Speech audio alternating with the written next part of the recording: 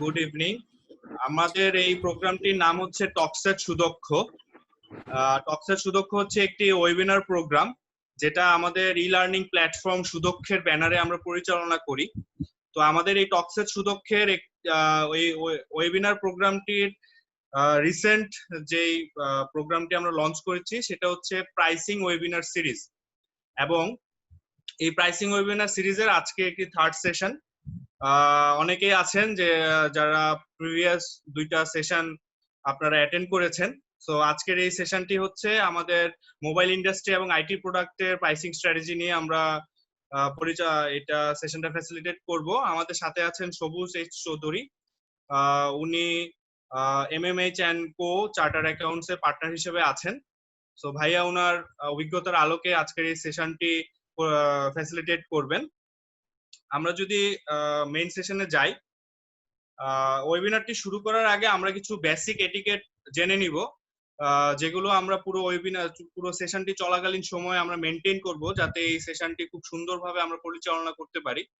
তো প্রথম যে এটিকেটটি আমরা করব সেটি হচ্ছে আমাদের যাদের নাম এখানে জুমে আমরা দেখছি যে আমাদের নাম লেখা আছে, ওগুলোকে আমরা রিনেম করে আমাদের নামের পাশে অর্গানাইজেশনের নামটি আমরা লিখব। এর পাশাপাশি আমরা যখন মেইন সেশন চলতে থাকবে, যখন সবুজ ভাই ওনার প্রেজেন্টেশন শুরু করবেন, আমরা অডিও এবং ভিডিও অফ রাখবো, যাতে করে আমাদের এই সেশনে কোনো নয়েজ সৃষ্টি না হয়। থার্ড হচ্ছে আমরা যারা পার্টিসিপেন্ট আছি, তারা যদি কোনো কোশ্চেন করে থাকি সেশন চলাকালীন সময়ে, আমরা সেটা চ্যাট বক্সে লিখবো।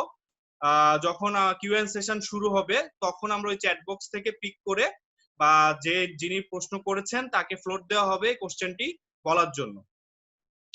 এবং যেটা last but not the least, আমরা সবাই সবার প্রতি একটি মিনিমাম রেসপেক্ট মেনটেন করে আজকের এই সেশনে কন্টিনিউ করব। সো আমরা এই আজকের সেশনটিকে টোটাল 4 ভাগে ভাগ করেছি। প্রথম সেশনে আমরা জেনে নিব আমাদের যে organisation, mother organisation Enroute international limited সম্পর্কে। সেকেন্ড পার্টে আমরা আমাদের আজকে ফ্যাসিলিটেটর সবুজ ভাইয়ের সম্পর্কে কিছুটা জেনে নিব, এবং থার্ড পার্ট যেটা আমাদের আজকের মেইন সেশন বা মেইন পার্ট, ওইখানে সবুজ ভাই প্রেজেন্টেশন দিবেন, ওইখানে সবুজ ভাই ফ্যাসিলিটেট করবেন প্রাইসিং স্ট্র্যাটেজি নিয়ে। এবং সর্বশেষ আমরা ওনার সেশন শেষ হওয়ার পর আমরা কিউএন সেশনে চলে যাব, যেখানে পার্টিসিপেন্টরা তাদের কোশ্চেন গুলো করতে পারবে। আমরা যদি শুরু করি, আমাদের এই অর্গানাইজেশনটির নাম হচ্ছে এনরুট ইন্টারন্যাশনাল লিমিটেড। এটি একটি কনসালটেন্সি ফার্ম, এবং এই কনসালটেন্সি ফার্মের একটি সিস্টার উইং হচ্ছে বা সিস্টার কনসার্ন হচ্ছে এনরুট সেন্টার ফর ডেভেলপমেন্ট, যেখান থেকে আমরা এক্সিকিউটিভ এডুকেশন প্রোভাইড করে থাকি। এক্সিকিউটিভ এডুকেশন হচ্ছে ট্রেনিং অ্যান্ড মোর। সো আমরা 2008 সাল থেকে আমরা আমাদের অপারেশন করছি। আমরা এখন পর্যন্ত এই দেশের বিভিন্ন এস্টাবলিশড অর্গানাইজেশনের সাথে কাজ করেছি এক্সিকিউটিভ এডুকেশন নিয়ে। তো আমরা যদি আমাদের ক্লায়েন্টেলটা দেখে নেই, আমরা এখন পর্যন্ত বাংলাদেশ গভর্নমেন্টের সাথে মাল্টিপল টাইমস কাজ করেছি। এর পাশাপাশি আমরা ডেভেলপমেন্ট সেক্টরেও আছি। ব্র্যাক, WHO, USAID, সাজিদা ফাউন্ডেশনের সাথে আমরা রেগুলার বেসিসে কাজ করে থাকি এক্সিকিউটিভ এডুকেশন নিয়ে। এবং এর পাশাপাশি যেটা ফর প্রফিট সেক্টর, যেমন ব্যাংক, এফএমসিজি এবং আদার ইন্ডাস্ট্রিজ, ওনাদের সাথেও আমাদের এই সার্ভিসটি নিয়ে, এক্সিকিউটিভ এডুকেশন নিয়ে আমরা কাজ করে থাকি।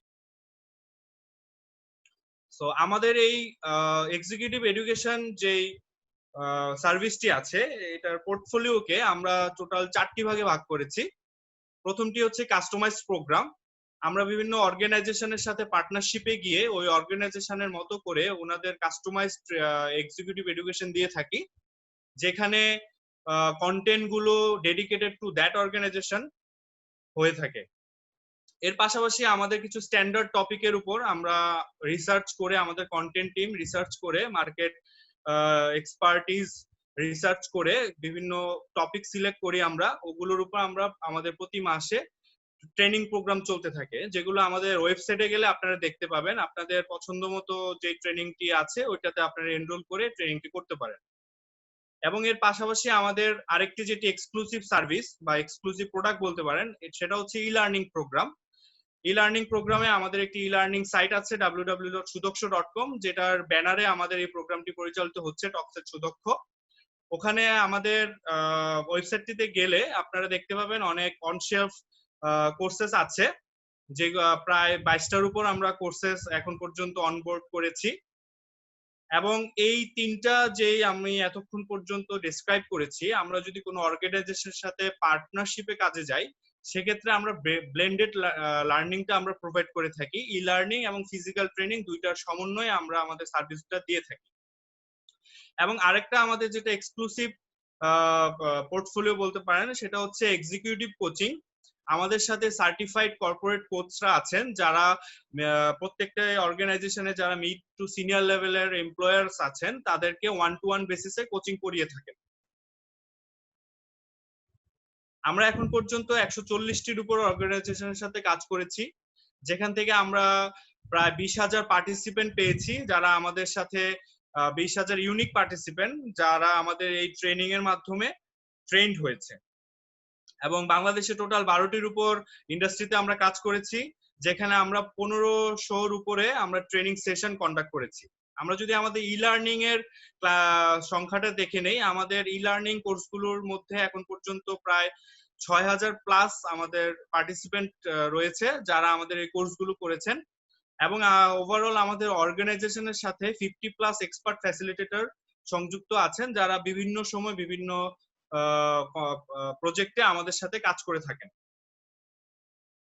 এটি হচ্ছে আমাদের ই লার্নিং প্ল্যাটফর্মটির একটি আউটলুক। আপনারা আমাদের ওয়েবসাইটে গেলে www.sudaksho.com এ গেলে আপনারা এই আউটলুকটি পাবেন। আমাদের এই সুদক্ষ এলএমএসটিকে আমরা টোটাল 3 ভাগে ভাগ করেছি, নট অনলি ই লার্নিং। এর পাশাপাশি আমাদের এখান থেকে আমাদের এই এলএমএস এর মাধ্যমে আপনারা যে সার্ভিসটি পাবেন, সেটা হচ্ছে লাইভ ক্লাসরুম। আপনারা সবাই হয়তো এখন জেনে থাকবেন যে লাইভ ক্লাসরুম টার্মটা কি।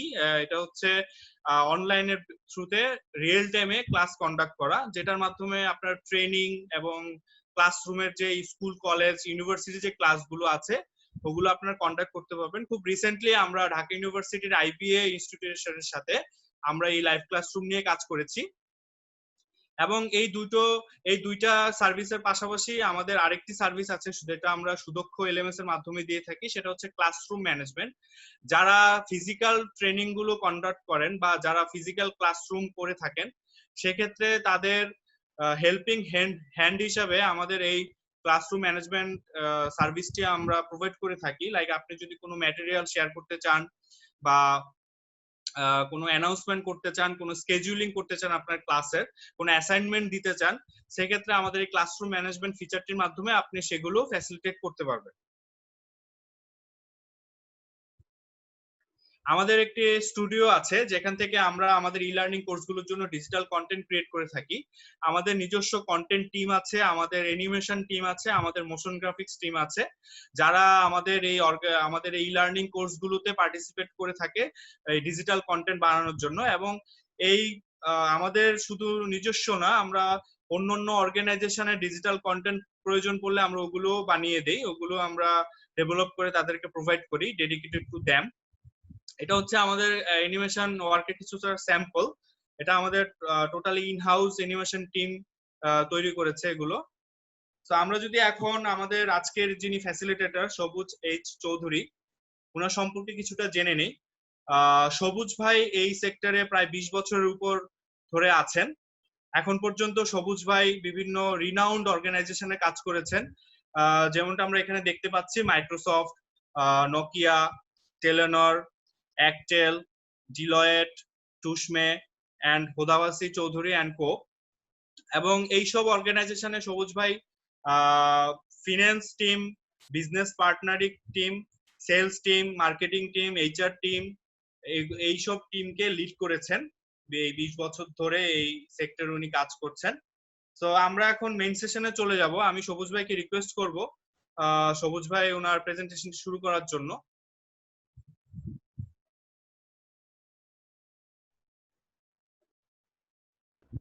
থ্যাংক ইউ অনিক।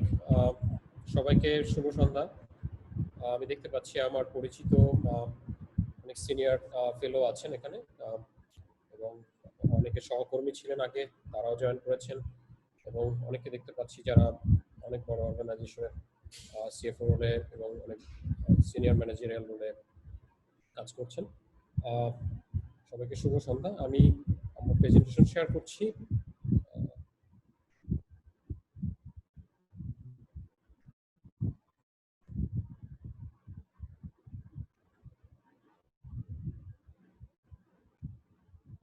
অনেক আমার প্রেজেন্টেশন কি দেখা যাচ্ছে? হ্যালো, জি ভাইয়া, দেখা যাচ্ছে। Just a minute।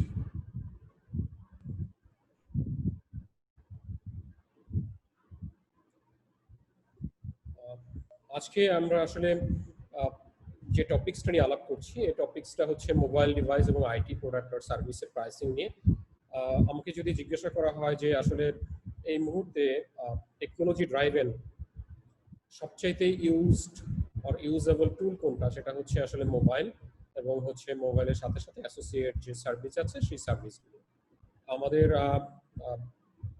একেবারে প্লে গ্রুপের স্টুডেন্ট থেকে শুরু করে স্পেশালি ইংলিশ মিডিয়াম এবং রিনাউন্ড বাংলা মিডিয়ামের স্কুলগুলো থেকে শুরু করে সিনিয়র সিটিজেন, এক্সিকিউটিভ, বিজনেসম্যান এবং গৃহিণী, সবার মধ্যেই সবার কাছেই এখন মোবাইল ডিভাইস নেই এমনটা ভাবা মানে একেবারে কাল্পনিক। সবাই ইউজ করছে, সবার ইন্টারনেট ইউজ করছি, আমরা লেটেস্ট নিউজ জানছি, সার্ভিস নিচ্ছি, অ্যাপ্লিকেশন দেখছি। কিন্তু আমরা যদি বলি যে আসলে এই highly consumable are highly actually used একটা ডিভাইস এটা কিভাবে তৈরি হয়, এটার প্রাইসিং কিভাবে সেট হয়, বা আইটি এনাবেল সার্ভিসগুলো আসলে কি, সেগুলোর প্রাইসিংটা কিভাবে ফিক্স করা হয়, সেটা সম্বন্ধে আসলে আমরা খুব বেশি জানি না এবং জানার প্রয়োজনও অনেকে বোধ করি না। কারণ হলো যে সবার আসলে এটা প্রাইসিং স্ট্র্যাটেজি বা প্রাইসিং এক্সিলেন্স নিয়ে কাজ করা বা এটাকে খুব মানে ক্লোজলি দেখার সুযোগ হয় না অথবা প্রয়োজন পড়ে না। যারা আমরা ইন্ডাস্ট্রিতে আছি, স্পেশালি আইটি টেকনোলজি এবং মোবাইল ইন্ডাস্ট্রিতে আছি, অথবা ফাইন্যান্সে কাজ করি, অথবা সেলস মার্কেটিং এ কাজ করি, তাদের জন্য এই সেশনটা আমার মনে হয় যে হেল্পফুল হবে। সো আমি আমার প্রেজেন্টেশনের শুরু করছি। সবাইকে ধন্যবাদ জানাচ্ছি এই সেশনে অংশগ্রহণ করার জন্য। প্রথমেই যে কথাটা দিয়ে আমার আজকের সেশনটা শুরু করতে চাই সেটা হচ্ছে যে আমরা পড়েছি pricing is an art. Pricing হচ্ছে এমন একটা এলিমেন্ট আমার বিজনেসের, যেটা হচ্ছে প্রাইসিং আমাকে নির্ধারণ করে দিবে যে আমি যে আসলে প্রোডাক্ট ম্যানুফ্যাকচার করছি, আমি যে প্রোডাক্ট আমি যে সার্ভিস দিচ্ছি, আমি যে টার্গেট কনজিউমারকে নিয়ে কাজ করছি, আমি যে ডিস্ট্রিবিউশন চ্যানেল নিয়ে কাজ করছি, আমার কোম্পানির বটম লাইন কি হবে, কিভাবে আমি আমার মার্কআপ সেট করব, সবকিছুর মূলই হচ্ছে কিন্তু আসলে প্রাইসিং স্ট্র্যাটেজি। প্রাইসিং স্ট্র্যাটেজি যদি পারফেক্টলি ড্রাইভ করা না যায়, তাহলে যে জিনিসটা হবে সেটা হচ্ছে যে আমার প্রাইসিং যদি রাইট এবং পারফেক্ট না হয়, তাহলে আমরা কি করব, আমাদের বটম লাইন হেলদি হবে না এবং আমাদের অর্গানাইজেশন সাস্টেইন করবে না। অর্গানাইজেশনের সাস্টেইনেবিলিটি, প্রফিটেবিলিটি এবং স্ট্রেংথটাকে কন্টিনিউ করার জন্য, গোয়িং কনসার্নটাকে আরো এনরিচ করার জন্য pricing strategy is very very important and very essentials to actually make the profitability of the organizations. আমরা যারা বিজনেসের সাথে জড়িত, যারা এক্সিকিউটিভ বা আমরা যারা বিভিন্ন সার্ভিসের সাথে ইনভলভ, আমরা একথা সবাই স্বীকার করবো যে প্রাইসিং যদি আসলে রং হয়, তাহলে অর্গানাইজেশন প্রফিট করতে পারে না, আর প্রফিট না করতে পারলে সেই অর্গানাইজেশনের সাস্টেইনেবিলিটি নিয়ে আসলে একটা বড় প্রশ্ন থেকেই যায় এবং তার আসলে দীর্ঘমেয়াদে সেই অর্গানাইজেশন টিকে থাকার জন্য আসলে সে লড়াই করতে পারবে না, কম্পিটিশনের সাথে সে টিকবে না।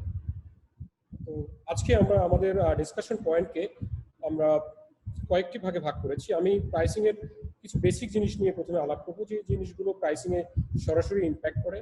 আমরা একটু দেখে নিব যে গ্লোবাল মার্কেটে ডিভাইস মার্কেটের আসলে কন্ট্রিবিউশন কি, how it's actually price transforming digital generations, what are the influential factors, feature versus a smartphone, especially in the third world country.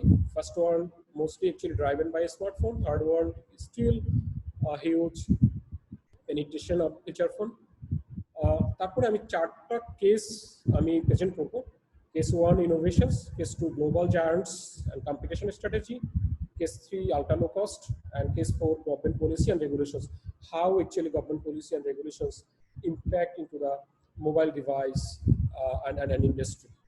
Then product pricing আমরা কিভাবে করছি বাংলাদেশের একটা সিনারিও আমরা দেখব। কি স্ট্রেংথ থাকতে হবে মোবাইল ডিভাইসের জন্য, তারপরে আমরা চলে যাব কিছু আইটি প্রোডাক্ট এবং সার্ভিস নিয়ে কথা বলবো। আইটি প্রোডাক্ট এবং সার্ভিসের স্ট্র্যাটেজি কি হবে সেটা একদম ইন এ ব্রিফ আমরা চেষ্টা করব দেখে নেওয়ার জন্য। আমি যদি প্রথমেই যাই, আমার টপিকসের প্রথম হচ্ছে mobile device global market, current revenue versus projected by 2025। এই ডেটাটা আমি নিয়েছি হলো জিএসএম এ মোবাইল কংগ্রেসের ডেটা, যেটা রিলিজ হয়েছে লাস্ট মার্চে। আমরা দেখতে পাচ্ছি যে 2019 এর কম্পারিজনের সাথে 2025 এর গ্রোথ রেটটা আমরা এখানে দেখতে পাচ্ছি। ইউনিক মোবাইল সাবস্ক্রাইবার কত আছে এই মুহূর্তে 5.2 মিলিয়ন, 2025 এ কত হবে 5.8 billion. Mobile internet uses now 3.8 billion peoples, 2025 এ হবে 5 বিলিয়ন। আমরা দেখতে পাচ্ছি how fast it's growing, 61% penetration.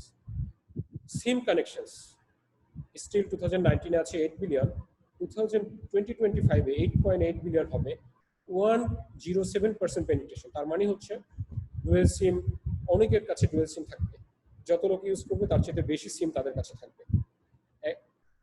মানে ইউজারের কাছে মাল্টিপল সিম থাকবে এবং penetration will be very high. Operating revenues and investments 1.03 trillion at this moment. It would hit at 1.14 trillion in 2025. So these are the actually assumptions at this moment, 2019 versus 2025. So in all aspects, if we analyze, আমরা দেখব যে lowest penetration হচ্ছে 61% and highest penetration হচ্ছে 107. এটা থেকে আমরা বুঝতে পারি যে আসলে how fast this industry is actually penetrating into the market এবং কিভাবে ক্যাটার করছে আমাদের কনজিউমার এবং আমাদের ইউজারকে। এটা বলার অপেক্ষা রাখে না।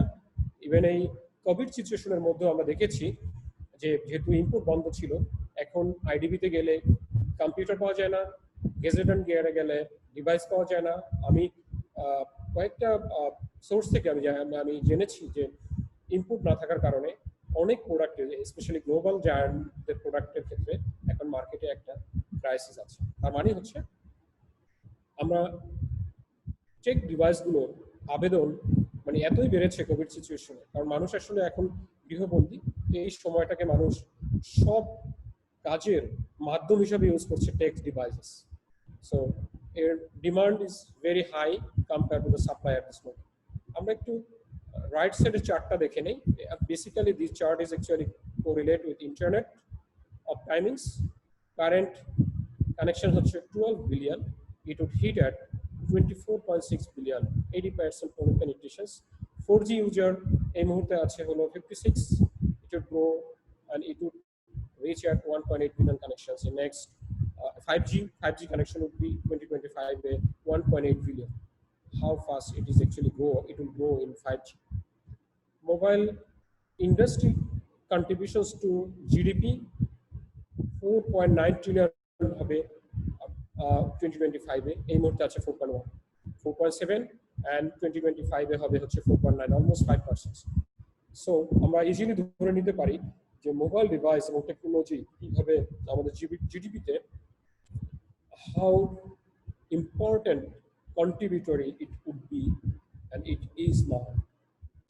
Public fundings এই মুহূর্তে পাবলিক ফান্ডিং হচ্ছে almost 490 billion. It would be employment হচ্ছে 16 million people. That's huge globally. Transforming digital generations, tech tools. যে কথা বলছিলাম যে প্লে গ্রুপের স্টুডেন্ট থেকে or even 2 years বেবি, তারাও এখন আসলে বাসায় বাবা অফিস থেকে আসলে সবার আগে বাবার পকেট খুঁজে বাবার মোবাইলটা কোথায় আছে, কারণ সেখানে সে গেমস দেখতে পায়, সেখানে সে রিংটোন দেখতে পায়, সেখানে সে তার খেলার উপাদান দেখতে পায়, গেমস, সে রিংটোন, প্লে গেমস। এবং আমরা যারা অভিভাবক আছি, আমরা অনেক সময় ভাবি যে বাচ্চা কান্না করছে, ঠিক আছে মোবাইলে একটা গেমস আমরা যদি দিয়ে দেই তাহলে হয়তো বাচ্চা ঠান্ডা থাকবে।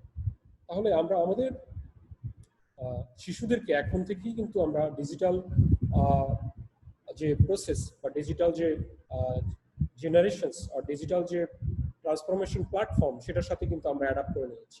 Mobile contributing to economic growth and addressing social challenges that is purely driven and that's against growth during the COVID situations.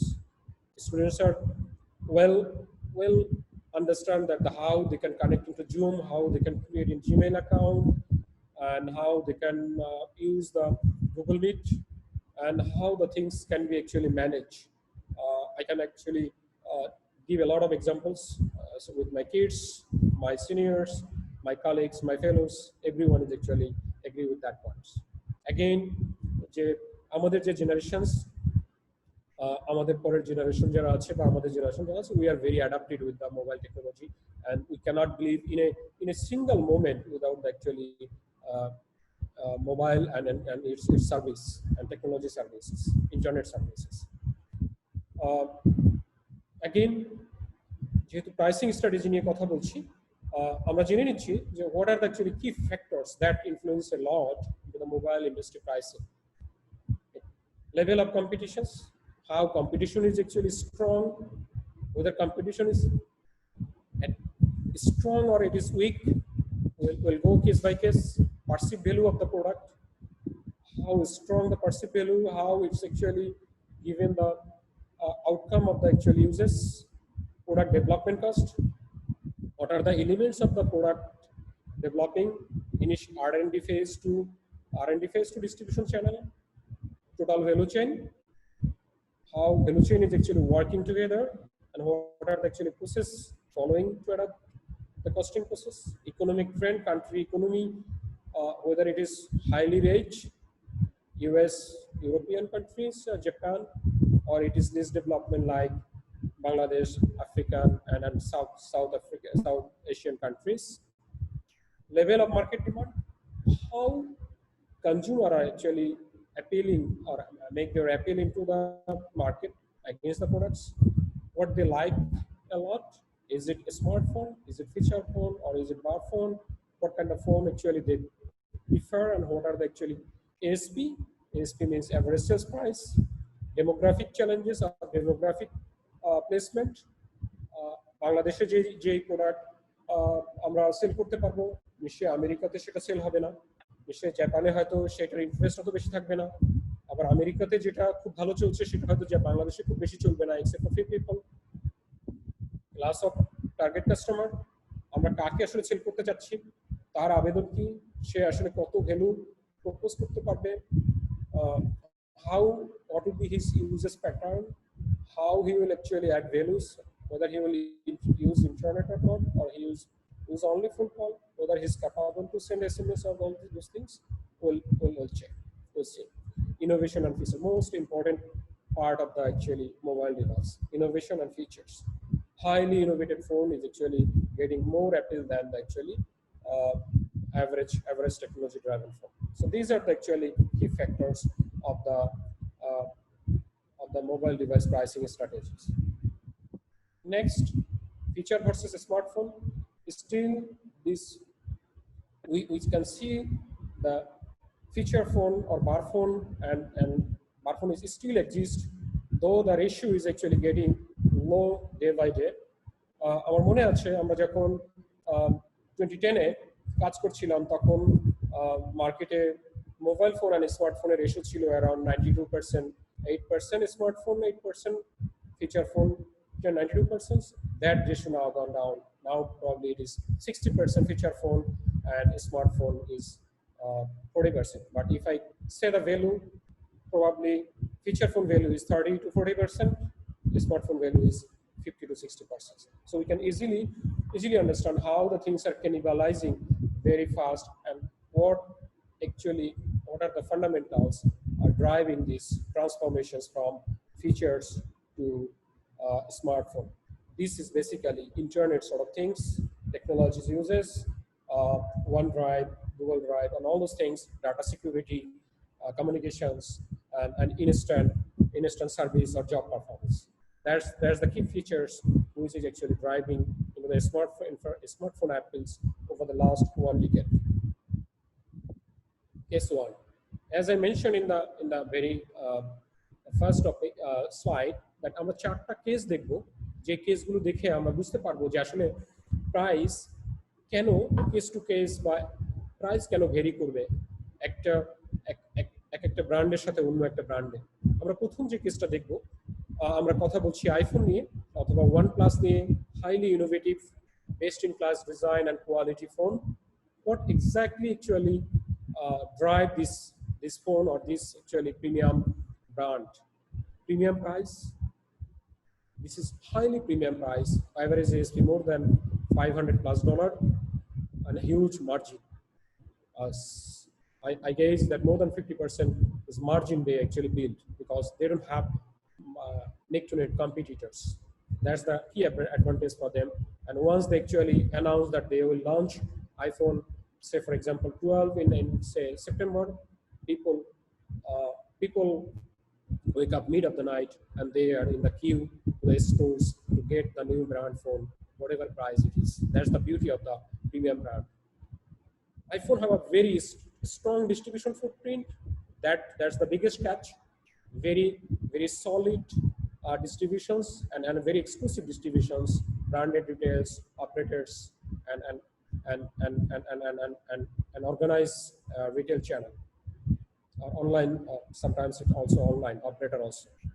Different sales model for developed market and third world. Very interesting point here. Sales model in US and Europe and sales model in Bangladesh and Africa is not the same. In US and Europe, sales model is basically যে IMI first of all সিমের সাথে IMI number encrypt করে bundle করে বিক্রি করছে US আমেরিকাতে 1 বছর 2 বছরের প্যাকেজ এবং হাইলি ভ্যালু জেনারেট করছে এই মডেল থেকে। কিন্তু যখন iPhone coming to Bangladesh, we can easily see যে গ্রামীণ ফোনের সাথে বা রবির সাথে যাচ্ছে আইফোন, কিন্তু প্রথমেই সবার আগে অফার করছে হলো ইএমআই। কারণ হচ্ছে market US and Europe market and Bangladesh and African market is very different. So first they pick up who are the actually users of the credit card. So they take the data, then they go to the operators, they do the bundles, and they propose market offers that they will give 12 months, 6 months EMI to actually make it sustainable business case to make the volume and values. Important sales driving attitude. Value for money, definitely. While person carrying iPhone, it's a premium and posh brand, and it gives a lot of values. Target customers, definitely elite, rich peoples, and top level executives. Those are actually highly tech focused peoples, tech users, and tech friendly, and they are using actually iPhone or OnePlus sort of brand. Exclusive or simple, very differentiate from other brand or other jars. iPhone have our own exclusive sourcing code which may not match with other brand, and they are taking premium components and the ingredients while actually pickers. Distribution also, as I mentioned, the branded shops, organized retails, premium online shop, and the operators. If I give a statistics, more than 70% of the iPhone sales are coming from operators, AT&T, Virgin Mobiles, and other companies or other operators. Similarly, they are actually giving focus on the operator campaign of bundle offer, which I mentioned in the very beginning of this slide. Best in class design and quality, huge research and development cost. They always prefer to give a drawback free or very solid and lag free or so very posh and polished design and attractive features to the users, so that they can get very confidence and comfort while they use this brand. Very important. So the case one, innovations, best in class design, exclusive consumer pool, value chain, and the very segmented customers. That makes them very high and premium price and acquiring or generating huge profitability or bottom line into the financials. Next. Case 2, global giant economy phone mass distributions. Very interesting. I'm just referring three important brands: Samsung, MI, Xiaomi, and Huawei, or even Nokia can be placed at this segment. They all are global giant. They are competing each other, and market share is very, very neck to neck. Samsung, MI, Huawei, very, very neck to neck market share. Someone have 16%, someone has 11%, someone have 13%. So very similar sourcing pool. Maybe one vendor supplying the same thing in three different manufacturer or vendor. Very competitive price. Margin is not that high like iPhone. ASP is more or less 100 to 300 max. A strong distribution channel. Very interesting. They have a very good footprint in general retail, organized retails, and as well as cluster market. What I mean in cluster market, I'm just giving a brief outline. Cluster market is actually the renowned market like Bosundara, like Jamuna Feature Park, Jam Tower, Sanmar, Arike Towers. Sort of, if I talk about Bangladesh market, I can at least identify 150 markets where actually around 60 to 70% of the smartphone actually sold from there, and rest of the low price phone, say for example $100 or a $50-$60 phone, actually channelized through the general retail.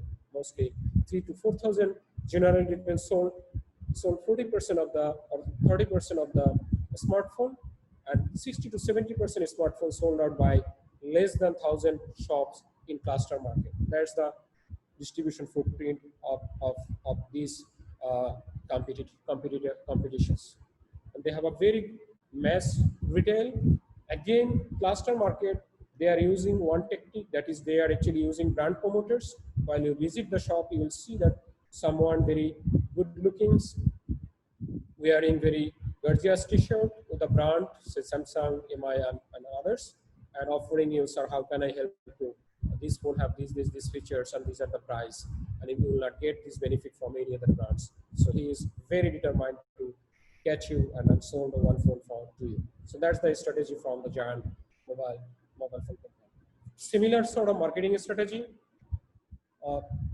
Very neck-to-neck marketing is a very similar type of expanding. Their using their target consumer is mid-income group and executive level.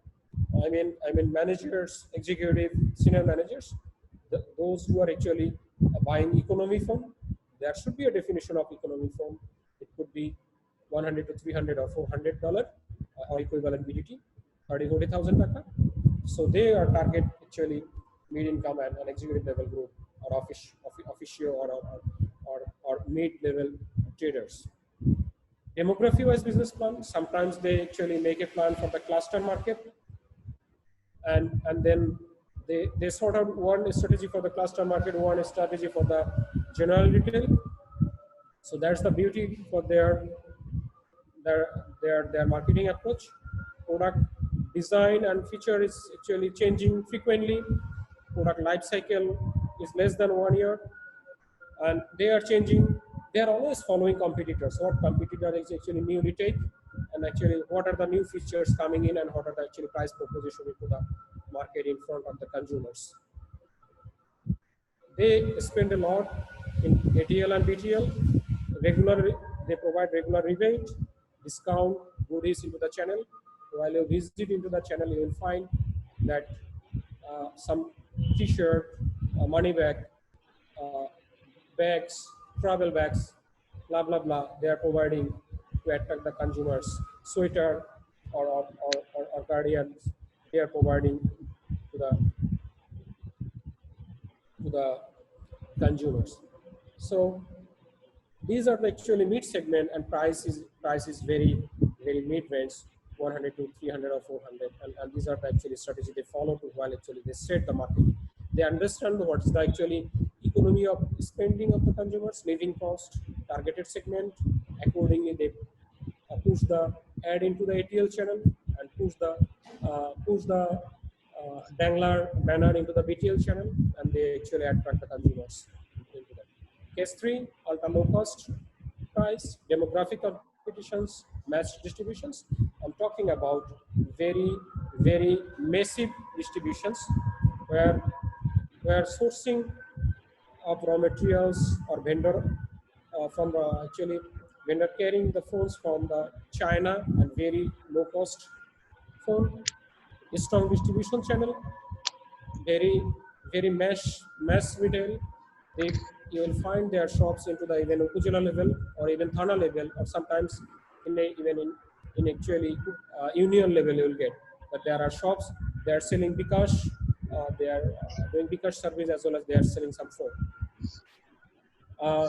In Bangladesh perspective, global Nokia, Samsung also competing with Symphony and Walton and some other brand. Global brand versus the local brand. The beauty is here that global brand price is a bit high, where Symphony, Walton, and some other brand push the same price in smartphone. They are selling feature phone, Nokia, Samsung, and Symphony and Walton and some other brands selling smartphone with the same range. Some of the local vendors, they are importing very low price smartphone, and they are actually pushing into the market with a similar price that is very cheaper, $15-20, and sometimes they are actually under invoicing to bypass the process and all these things. We'll see that there are some new rules coming into the government finance act that would be stopped from this year. Target consumers, very low income group, senior citizens, those cannot use in touch screen or those things, or they don't have actually income level to spend that much. Minimum marketing spending very low, and especially in the ATL. Attractive commissions, regular rebate to discount to the retail channel, especially in GRC. You will not find very big volume into the branded retail shop or organized retail. You will find general retail placement. Product life cycle for the local brand less than 6 months. You'll find that every 3, 4, 6 months they are actually bringing new phone, and all on a sudden you will see that the phone you have purchased that does not exist into the market, and you are not getting support, especially for the local brand. For the global brand, they are actually life cycle is actually more than 1 year and a bit durable.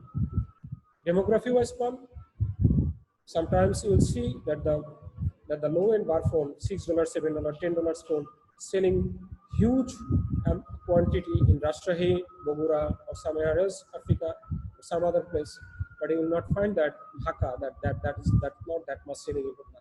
That means there is a market and demographic demarcations where the actually phone is selling and the target group is actually different. So very ultra low $7-8 phone to say $15 to $13. International player also playing, local giant also doing very well here, and they are generating very low margin from there and sustain the market by making some profit. So these are the case 3. Case 4, Bangladesh perspective আমরা দেখব যে কিভাবে গভর্নমেন্টের policy এবং regulations market প্রাইসকে dominate করে। আমরা 3টা চিত্র এখানে দেখছি। দুই পাশে আমরা যে 2টা টেবিল দিয়েছি, লেফট সাইডের টেবিলে আমরা স্মার্টফোনকে প্লেস করেছি, রাইট সাইডের টেবিলে আমরা ফিচার ফোনকে প্লেস করেছি। স্মার্টফোনে এখন যদি কোনো ইম্পোর্টার যদি সে ফর এক্সাম্পল নোকিয়া থেকে যদি কোনো ইম্পোর্টার বাংলাদেশের ইম্পোর্টার ফোন ইম্পোর্ট করে, কমপ্লিট এবং ফিনিশ গুডস ইম্পোর্ট করলে তাকে সিবিইউ ইউনিট আমরা যেটা দেখতে পাচ্ছি সবার লেফটে যে বারটা 50% তাকে ডিউটি পে করতে হবে। এর মধ্যে 25% হচ্ছে কাস্টম ডিউটি, 2% হচ্ছে অ্যাডভান্স ইনকাম ট্যাক্স, 15% হচ্ছে ভ্যাট বিএটি, 5% হচ্ছে অ্যাডভান্স ট্যাক্স, অ্যান্ড 3% হচ্ছে রেগুলেটরি ডিউটি। যদি কেউ ফিনিশ ফোন আনতে চায় বাইরে থেকে ইম্পোর্ট করতে চায়। In very recent, government take a very good initiative to self-develop into the mobile making into the market, and giving a lot very good incentive to the local makers in two different way. One is SKD, semi knockdown, those who are actually importing accessories or components from outside and assembling in here, Bangladesh. They call SKD, and they have to pay 7.5% custom duty, 5% advance tax, and 5% regulatory duty. Sorry, VAT. So that's their actually full payment, 17.5. SKD, those are assembling into Bangladesh. There are some good. CKD complete knockdown, 1% VAT only, and 5% tax, only 6%. So with these comparisons, we can see that how local producer, local assembler, and international giant actually competing each other.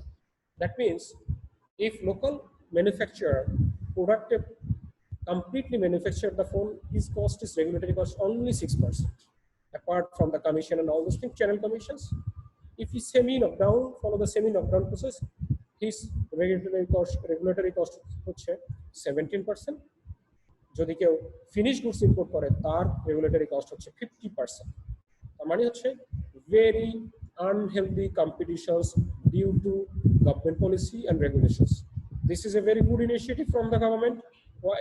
Because government is expecting to branding made in Bangladesh, so that local players coming up with the thought, innovations, R&D, and all those things. And very good to say there are a lot of actually manufacturer, especially for the fair distributions, Symphony, Walton, Maximus, Union Group, Cellular Mobile, GDL, and many more, ITEL, many more local producers come up with a plant, and they are doing super excited productions, and they are distributing very good number of phones which is locally manufactured. If I look at the right side feature phone, the DPA structure is a bit different, but you see still feature phone, CBU unit feature phone duty is almost 33% for the imported goods, and rest is similar for local productions and semi-assembled. এই বছরের বাজেটে government একটা খুব ভালো কাজ করেছে। আমরা যদি একটু লেফট সাইডের বটমে যদি তিনটা ওয়ার্ড দেখি, আমরা দেখতে পাবো যে গভর্নমেন্ট এতদিন দেখছিল যে $15 $17 আন্ডার ইনভয়েসিং করে বিভিন্ন লোকাল ভেন্ডর মোবাইল নিয়ে আসতো এবং লামসাম একটা প্রাইস দিয়ে এটাকে তারা কাস্টমস থেকে ক্লিয়ার করে নিত। এবছর বাজেটে গভর্নমেন্ট যেটা করেছে একদম স্পেসিফাই করে দিয়েছে বাজেটে যে 4.5 inch screen, 1 GB RAM and 8 GB ROM, এটা যদি হয় $25 মিনিমাম ইনভয়েস প্রাইস ডিক্লেয়ার করতে হবে কাস্টমসে, আদারওয়াইজ সে এই প্রোডাক্ট ইম্পোর্ট করতে পারবে না, ক্লিয়ার করতে পারবে না, বাইরে থেকে ইম্পোর্ট করবে। আর অ্যাবাভ যদি 1 GB 8 GB হয় তাহলে $30 minimum, above 4.5 and 1 GB 8 GB $35, above 1 GB 8 GB $40 USD. Finally tax calculation depend আপন ওয়েবসাইট প্রাইস। কারণ হচ্ছে এটা যদি ব্র্যান্ডেড হয়, সে স্যামসাং, নোকিয়া, শাওমি, তাহলে কিন্তু globally almost pricing would be very similar, এবং তাদের নিজস্ব ওয়েবসাইটে প্রাইস দেওয়া থাকবে, ডিক্লেয়ার করা থাকবে। সেখান থেকেও কাস্টম ইন্টেলিজেন্স দেখে নিতে পারবে যে কোন সাইডে কত ডিক্লেয়ার করা আছে। যদি ইনকনসিস্টেন্স অ্যাপ্রোচ পাওয়া যায় তখন গভর্নমেন্টের রেসপেক্টিভ ইন্টেলিজেন্স সেলস ওই ইম্পোর্টারকে চার্জ করতে পারবে যে কিভাবে তারা ট্যাক্স ফাঁকি দিচ্ছে, বা what's the actually mechanism they actually are using.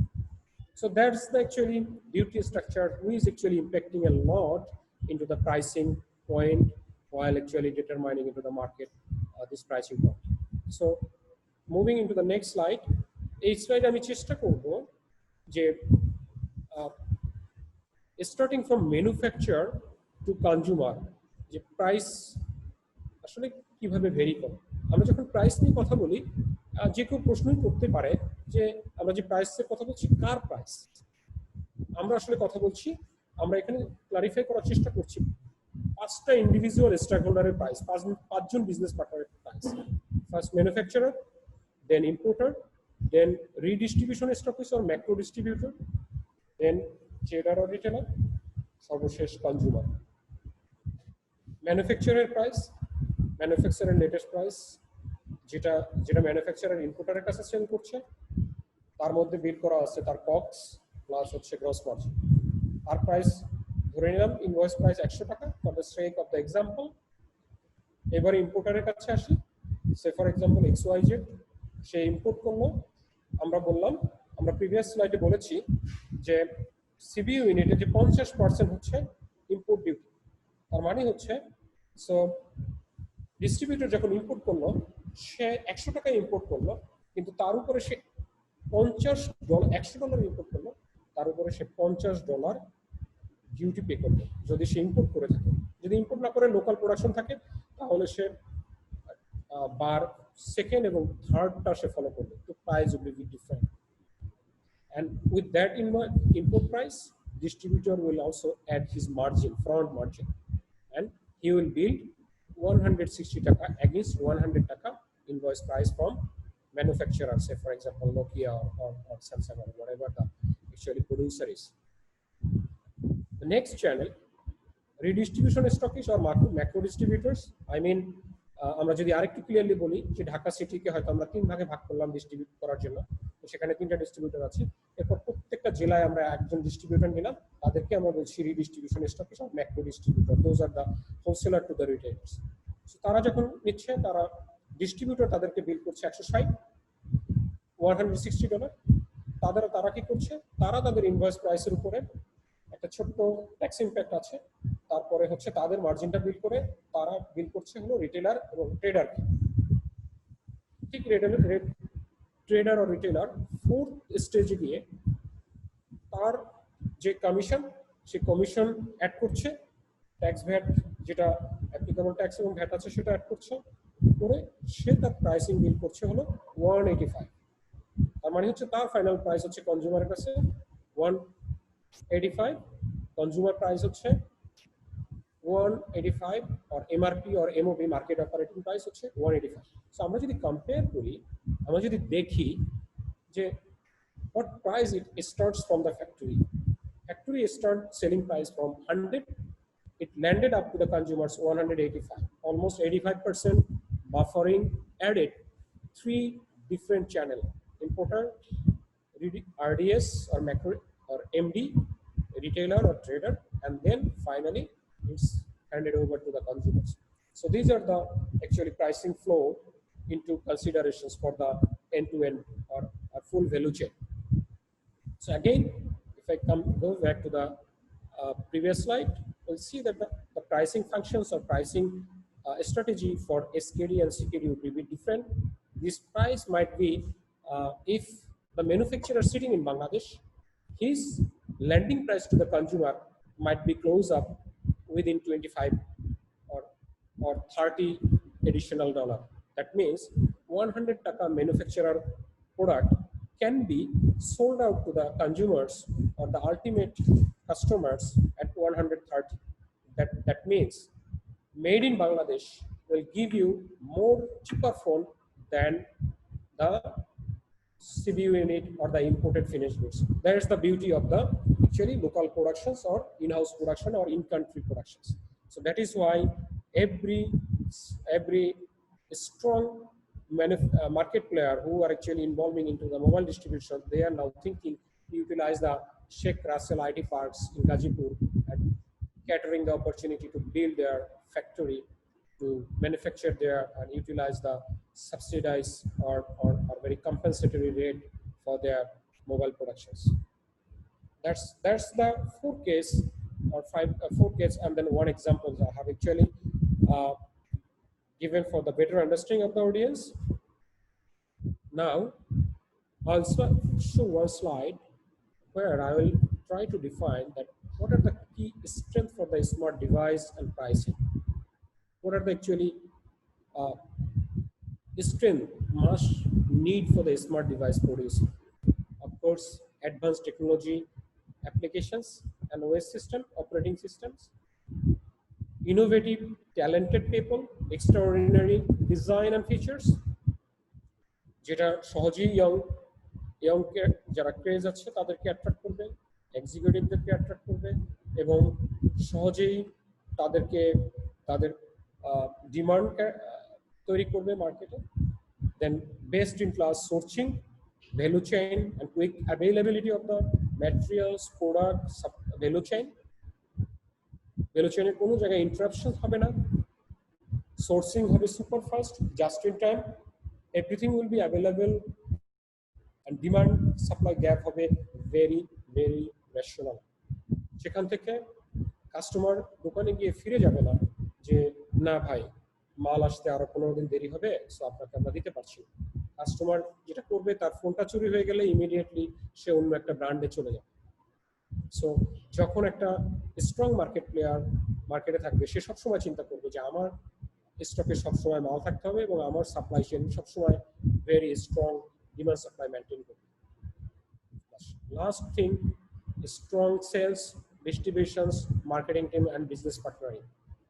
Sales team will be very capable, very accurate forecast. Distribution chain will be very perfect. There will be less disruptions. Marketing or branding message would be very clear to the consumers, audience, operator, and producer to consumers. There will be a strong business partnering and strong respect in terms of product specs and the compensatory value from the consumers flow to the manufacturer. কারণ হচ্ছে consumer যদি মার্কেটে না থাকে, ম্যানুফ্যাকচারের আসলে কোনো দাম নাই। ম্যানুফ্যাকচারার গুডস তৈরি করে বসে থাকলেও কনজিউমারের আপিল না থাকলে সেটা কোনোদিনই মার্কেটে সাপ্লাই করা যাবে না। আমরা কয়েকটা ইনস্ট্যান্স দেখেছি ইন রিসেন্ট পাস্ট ইয়ার্সে। আমরা যদি ফিরে যাই, আমরা দেখতে পাবো সোনি এরিকসন কিভাবে তাদের মার্কেট থেকে উঠে গেছে। Nokia, 70% market share Nokia phone all on a sudden vanishing, all on a sudden drop 13-15% market share in 2013-14, and then sold out to Microsoft, then sold out to HMD, and then sold out, and then they are struggling to actually come back again. We know Motorola, they are struggling, Lenovo. So right level of technology uses, operating systems, talented team, and the strong sales and marketing appeals is very important to cater the audience or the consumers to make the business more profitable and do the best level of pricing. So that's all from smart device pricing strategy. I have tried to actually summarize all those aspects, value chain and all distributions, innovations, technology. So that are actually very key and inherent factors determining the prices into the marketplaces or each and every value chains operating into the operating in between producers to retail. These are the next topics. A small list of the ID product and services. As we know that the current world is actually driving by the technology, and without a technology, without MS Office 365, without WhatsApp, without Facebook, without Google, without OneDrive, we cannot live life any single day. We get worried while we see that our data security is under threat.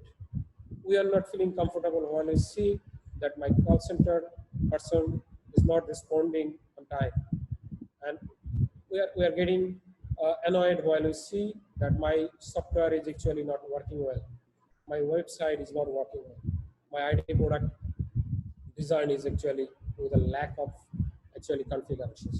So I just take a very little list. আমরা সবাই জানি যে পৃথিবীর এখন যদি বলা হয় যে সবচেয়ে বড় 10টা কোম্পানি নাম বলার জন্য, আমি দেখেছিলাম জাস্ট কয়েকদিন আগে যে এর মধ্যে 6টা কোম্পানি বা ছটা কোম্পানি হচ্ছে আইটির, Google, Amazon, Microsoft, Apple, eBay or like that. So আমরা বুঝতেই পারি যে আজ থেকে যদি আমরা 10 বছর আগে কথা বলতাম যে টপ 10 কোম্পানিগুলোর নাম বলা হোক, তখন প্রথমে আসতো কোক, আইবিএম, তারপরে আসতো পেপসি, বাটা, তারপরে হচ্ছে জেনারেল ইলেকট্রনিক্স, এগুলোর নাম। কিন্তু এখন কিন্তু আর সেগুলো নেই। এখন আসছে টেকনোলজি ড্রাইভেন প্রোডাক্ট, যারা আসলে প্রডিউস করছে, সার্ভিস দিচ্ছে, তাদের নাম। তার মানে হচ্ছে world is gradually capturing by technology, and within a short span of time আমরা হয়তো দেখতে পাবো যে টপ 10 এর মধ্যে শুধু আইটি এবং আর্টিফিশিয়াল ইন্টেলিজেন্স ড্রাইভিং কোম্পানিগুলোই থাকবে। এর বাইরে আসলে কোনো কোম্পানি হয়তো স্থান করে নিতে পারবে না, হয়তো একটা দুটো হয়তো আসবে। So these are the transforming stage of the actually technology, and it's growing very fast. And if we count the overall business revenue of the world, maybe more than 50% will cover in soon time by tech giant in short span of time, or by 2025 or so. So IT product এবং সার্ভিসের যে pricing determinations, it's not that complex. IT প্রোডাক্টের আসলে service depend করে ইনোভেশনের উপরে, এবং এখানে প্রথম রিসোর্স বা প্রধান রিসোর্সই হচ্ছে পিপল, ইনোভেটিভ এবং talented people, and then next হচ্ছে facilities. So these are the two things. If you have available IT product, people and the frameworks, so it's very easy to actually design the service and then fix the price strategy. So what actually the key factors of the IT product pricing strategy? Perceived value of the product should be greater than the price. অবশ্যই যিনি product কিনবেন বা যিনি service কিনবেন, তাকে ধরে নিতে হবে যে আমি এটা কিনলে আমি এখন যে বেনিফিট পাচ্ছি তার চেয়ে অনেক বেশি বেনিফিট পাবো।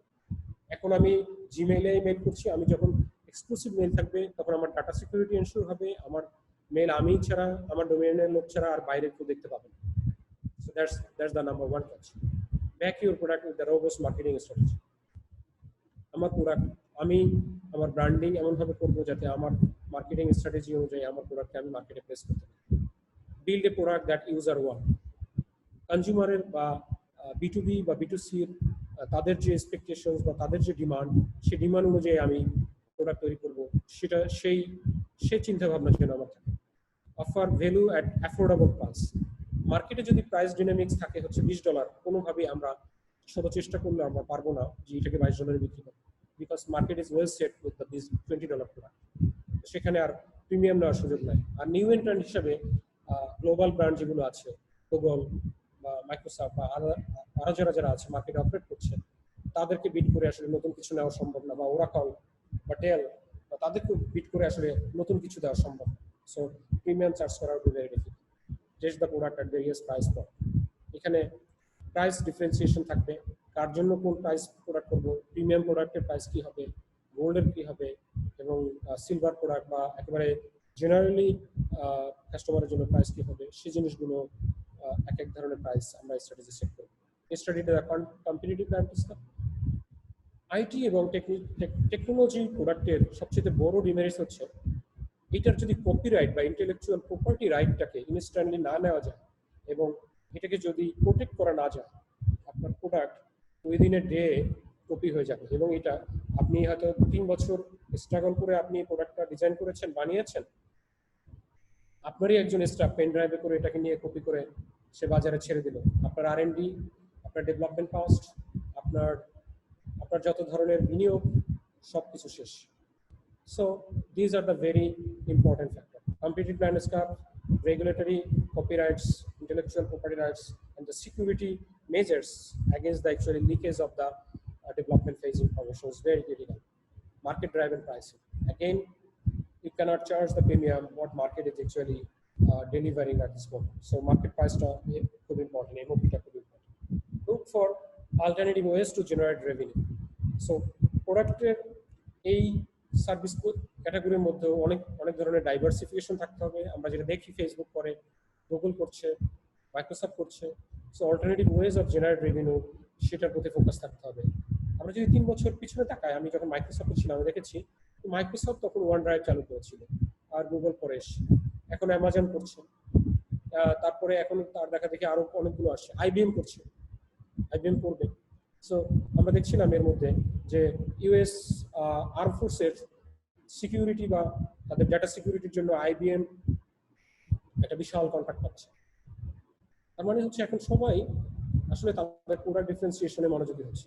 তারা এখন আর হার্ডওয়্যার মেকার না, তারা সফটওয়্যার মেকার, এবং তারা data security, data warehousing, document warehousing এবং value editions, differentiation, product differentiation, এইসবের দিকে তারা বেশি নজর দিচ্ছে।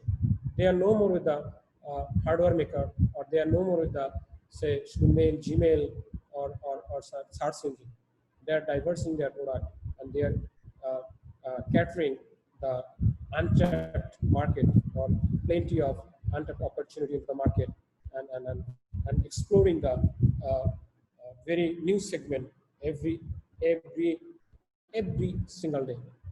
আমরা অবাক হব না আমরা যদি দেখি যে আজকে আমরা এই প্রেজেন্টেশন দিলাম, 2 বছর পরে হয়তো এমনও হতে পারে যে আজকে হয়তো বাংলাদেশে যত এমপ্লয়ি আছে, সে কথার কথা হয়তো 20 মিলিয়ন এমপ্লয়ি আছে এখন কর্পোরেট। আমরা হয়তো অবাক হব না যে আর্টিফিশিয়াল ইন্টেলিজেন্সের কারণে আজকে থেকে 5 বছর পরে এই 20 মিলিয়ন স্টাফ হয়তো কমে গিয়ে 10 মিলিয়ন হবে। মোস্ট অফ দ্য হয়তো mid level and top level company হয়তো দেখা যাবে যে they will adjust and equalize their productivity in 2 different ways. One is human capital, another one is artificial capital, artificial resources.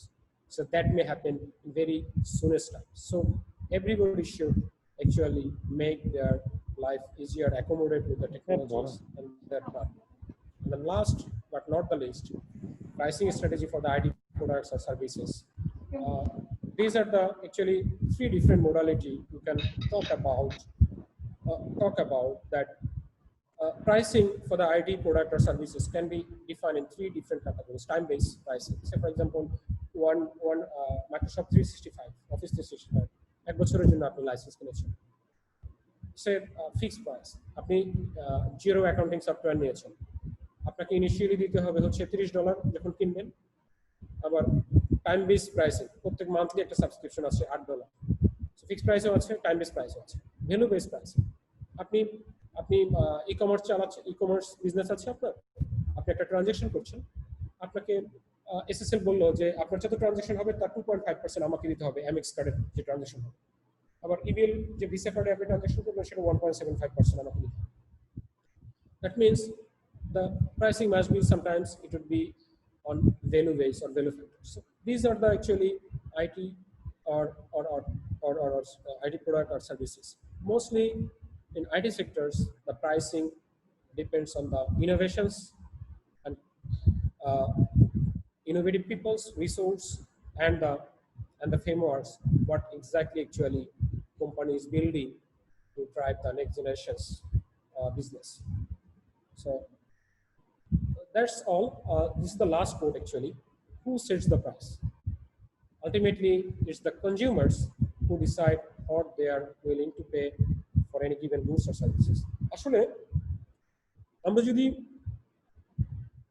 Summarise করি, conclude করতে চাই, তা ultimately আমাদের যেটা হবে সেটা হচ্ছে যে আসলে আমাদের প্রাইসটা প্রিমিয়াম ব্র্যান্ড ছাড়া, সে আইফোন, মাইক্রোসফট, আইবিএম বা গুগল ছাড়া, অথবা বেস্ট কোয়ালিটি প্রোডাক্ট ছাড়া আসলে অ্যাভারেজ যে মার্কেটের প্রাইসটা আসলে ফিক্স করে হচ্ছে কনজিউমারের ডিমান্ড, অ্যাট্রাকশনস, ইউজেস প্যাটার্ন নিয়ে আসলে প্রাইস সেট করে দেয় against the given goods and services against. So it's basically consumers who determine the price and who is actually willing to pay the goods and price services. So these are the actually total presentations from my end. So I hope, Onik, I have taken my allocated time and complete my presentations within the actually given time frame, right? Onik? Thank you Sabuj ভাই for such a wonderful presentation. আমরা এখন QN সেশনে চলে যাব। So যাদের question আছে তারা তাদের অডিও অন করে কোশ্চেন গুলো করতে পারেন বেসিক এটিকেটটা মেনে। তবে এর আগে আমরা চ্যাট বক্স থেকে কিছু কোশ্চেন নিব। চ্যাট বক্সে আমি কোশ্চেন দেখতে পাচ্ছি আব্দুল মতিন। আব্দুল মতিন ভাই, আপনি যদি কোশ্চেনটি বলতে চান সেক্ষেত্রে আপনি বলতে পারেন।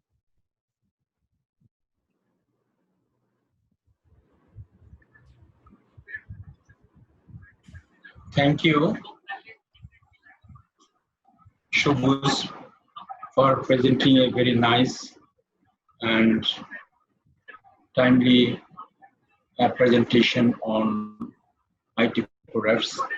My question is, manufacturing cost of a smartphone is $100, which reaches to the end user at $185. There is a huge difference, and middlemen are making a lot out of it. Of course, a part of it belongs to the government. Would it be rationalized to some extent? That's it. এখানে আসলে দুইটা কাজ আছে। একটা হচ্ছে আমরা যদি খেয়াল করি, আমি ঠিক প্রেজেন্টেশনের স্লাইডটা নিয়ে কথা বলছি। আমরা যদি খেয়াল করি, what's the objective from the government? It's basically self-sufficiency and driving the best brand, best actually production brand from the local, and then utilizing or preparing our own resource to the global level actually peoples. আমরা যখন local প্রোডাকশনের কথা বলছি বা CV ইউনিটের কথা বলছি, আমরা কিন্তু যখন প্রোডাকশন করছি এখানে কিন্তু 10-15% কিন্তু রিসোর্স কিন্তু বাইরের আছে, চাইনিজ, ইউরোপিয়ান বা আমেরিকান। সো ইম্পর্টেন্ট কাজ হচ্ছে নলেজ ট্রান্সফরমেশন হচ্ছে আমাদের যারা টেক স্কিল পিপল আছে তারা শিখছে এবং তারা ক্যাপাবিলিটি অর্জন করছে। হয়তো প্রথম 3-4 বছর আমরা শিখবো, তারপর হয়তো দেখা যাবে যে কোনো একদিন আমরা হয়তো ওয়ালটনের মতো আমরা বাইরে একটা বড় ব্র্যান্ড হিসেবে নিজেদেরকে প্রতিষ্ঠিত করবো এবং আমরা বাইরে আমাদের প্রোডাক্টকে করতে পারবো, এক্সপোর্ট করতে পারবো। এটা দুইটা রেশনাল আছে। একটা হচ্ছে গভর্নমেন্ট এনফোর্স করছে যে লোকাল প্রোডাকশনটাকে গিয়ার আপ করার জন্য। At the same time government চাচ্ছে যে সাবসিডি হলেও যাতে আমরা আমাদের নিজেদের সেলফ সাফিসিয়েন্ট অর্জন করতে পারি, আমরা যেন আমাদের সিক্রেসি, প্রাইভেসি আমরা যেন আমাদের ওন যে প্ল্যাটফর্ম আছে, আমাদের ওন যে মেকার আছে সেখান থেকে যেন আমরা করতে পারি। থ্যাংক ইউ মতিন ভাই, অনেক ধৈর্য ধরে আসলে আমার প্রেজেন্টেশন শোনার জন্য। Thank you so much. Okay, আমরা নেক্সট কোশ্চেনে চলে যাচ্ছি। নেক্সট কোশ্চেনটি করেছেন কাজী মোত্তাকিন হোসাইন। কাজী ভাই হচ্ছে এসটিএস গ্রুপ থেকে এসেছেন। সো আমি কাজী ভাইকে রিকোয়েস্ট করব উনি ওনার কোশ্চেনটি জিজ্ঞেস করুন। আসসালামু আলাইকুম সবুজ ভাই। ভাইয়া কেমন আছেন? হ্যালো, জি আলহামদুলিল্লাহ, কেমন আছেন আপনি? আছি, আমি ভালো আছি। আচ্ছা, আমার কোশ্চেনের একটা পোর্শন আপনি অবশ্য অলরেডি কভার করে ফেলছেন, সিকিউরিটি ইস্যুটা। আমার আরেকটা কোশ্চেন ছিল হলো ওএস, যে কোনো একটা মোবাইল ডিভাইসে ওএস কি প্রাইসিং কে ইম্প্যাক্ট করে কিনা? বিকজ নোকিয়া কিন্তু তার ওএস এর কারণে একেবারে মার্কেট থেকে আউট হয়ে গিয়েছিল। Later on they return with Android, but তার অ্যান্ড্রয়েডেও সে এখনো জায়গা করতে পারেনি। হোয়ারএজ অ্যাপল কিন্তু তার ওই এক ওএস দিয়েই মার্কেটকে, আমি বাংলাদেশের প্রেক্ষাপটেও যদি বলি, আমি 5 বছর আগেও খুব কম মানুষের হাতে অ্যাপল প্রোডাক্ট থাকতো, এখন বাংলাদেশে অনেক মানুষের হাতে অ্যাপল প্রোডাক্ট থাকে because of steady OS. OS কিভাবে ইম্প্যাক্ট করবে, এটা একটা ইস্যু ছিল। আরেকটা হলো আমরা যখন প্রাইসিং করব, আমরা এই যে ওয়ারেন্টি যে ইস্যুটা থাকে, এই ওয়ারেন্টি ইস্যুটা আমাদের কোনোভাবে ইম্প্যাক্ট করবে কি pricing? Thank you very much. Thank you ভাইয়া, আপনার দুটো প্রশ্নই খুব ইম্পর্টেন্ট। আমি আসলে ইনডিরেক্টলি এই প্রশ্নের উত্তরটা আমার ছিল স্লাইডের মধ্যে। আমরা যদি দেখি যে ভ্যালু চেইন অ্যানালাইসিসের মধ্যে এবং ওএস এর মধ্যে বেসিক্যালি মোবাইল ডিভাইস এবং আইটি টেকনোলজি টুলসের ওএস খুব ইম্পর্টেন্ট পার্ট। এবং আপনি রাইটলি বলেছেন যে নোকিয়া আসলে 70% মার্কেট শেয়ার নিয়েও নোকিয়া সার্ভাইভ করতে পারেনি বা নোকিয়া হয়তো মার্কেটে স্ট্রংলি নিজেকে সাস্টেনেবল মোডে থাকতে পারে নাই, কারণ হচ্ছে তাদের চুজিং ছিল রং, তারা উইন্ডোজে চলে গিয়েছিল, where the trend ছিল হলো Android. That was a great mistake from the Nokia. Later on they come back to the Android, but by this time the opportunity is over. Now they are struggling to actually fitting into their actually Android systems. Number one. Number two, warranty অবশ্যই pricing এর মধ্যে থাকবে। Why it would be important, কারণ হচ্ছে আমরা যখন pricing করি specially international ব্র্যান্ডগুলো কোনো ব্র্যান্ড 2 থেকে 3% পর্যন্ত তাদের প্রোডাক্ট কস্টিং এর এই আফটার সেল সার্ভিস ওয়ারেন্টি পার্টের জন্য তারা প্রভিশন করে রাখে। ওকে, এখানে দুইটা মোডালিটি কাজ করে। অনেক সময় দেখা যায় যে এটা ম্যানুফ্যাকচারার তার এর মধ্যে বিল করে, তারপরে সে আপনার সোয়াপ করে দেয় যদি ওয়ারেন্টি ইস্যু থাকে ডিস্ট্রিবিউটর বা ডিস্ট্রিবিউশন স্টকিস্টের মাধ্যমে। আরেকটা করে অনেক সময় যে যখন ইম্পোর্টার প্রাইস করে, যদি ম্যানুফ্যাকচারার না করে, যখন ইম্পোর্টার যখন বিল্ড আপ করে বা লোকাল ম্যানুফ্যাকচারার যখন করে, তখন সে যে প্রাইসিংটা করে কনজিউমারের জন্য, সেইখানে সে একটা বাফার প্রভিশন সে রাখে যে তার একটা এক্সপেক্টেড রেট অফ ওয়ারেন্টি মানে ফল্টি 2-3%, বা অনেক সময় দেখা যায় যে ইনিশিয়াল স্টেজে হয়তো অনেকে 4-5% চলে যায়, কারণ ইনিশিয়াল স্টেজে প্রোডাকশনে আসলে এটা রেট বেশি থাকে। তারপর আস্তে আস্তে যখন এক্সপিরিয়েন্সটা গ্যাদার করে টিম, তখন এই 40 ইউনিটের আপনার এক্সপিরিয়েন্সটা যখন কমে যায়। সো এটা আসলে প্রাইসিং এরই কম্পোনেন্ট এবং এটা বিল করা থাকে। এখন প্রশ্ন হচ্ছে এটা কি আসলে ম্যানুফ্যাকচারার প্রাইসিং এ থাকে নাকি এটা আসলে ফরওয়ার্ড লুকিং প্রাইসিং এ থাকে?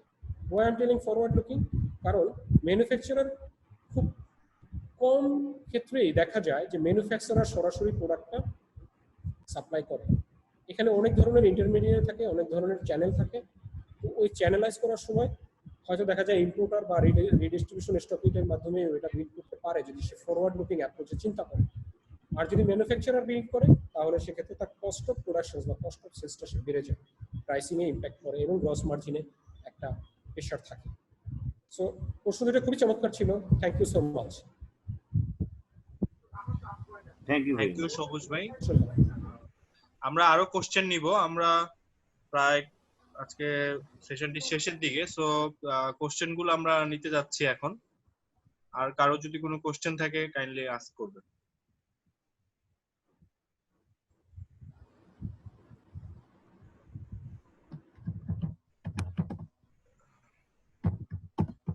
জি, আমরা দেখতে পাচ্ছি জাকির হোসেন ভাই ইনি একটি কোশ্চেন করেছেন। জাকির ভাই, আপনি চাইলে কোশ্চেনটি বলতে পারেন।